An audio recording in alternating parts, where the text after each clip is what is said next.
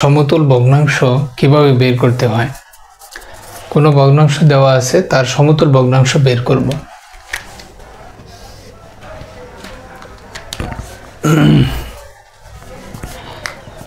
সমতুল ভগ্নাংশ আসলে সেই সকল ভগ্নাংশ যাদেরকে কোনো সংখ্যা দ্বারা গুণ বা ভাগ করলে সেই ভগ্নাংশের মানের কোনো পরিবর্তন হয় না, মান একই থাকে।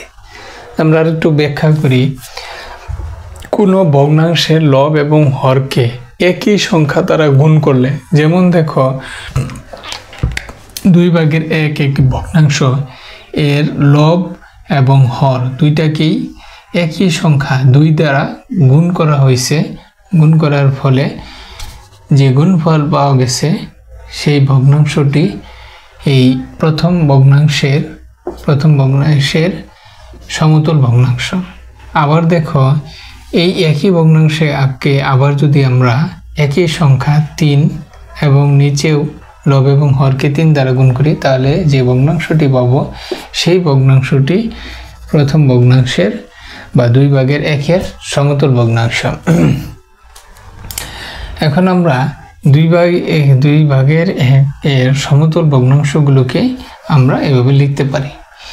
এরকমভাবে অসংখ্য সংখ্যা দ্বারা লব এবং হরকে গুণ করে আমরা অসংখ্য সমতুল ভগ্নাংশ বের করতে পারি। যে কোনো ভগ্নাংশেরই অসংখ্য সমতুল ভগ্নাংশ রয়েছে।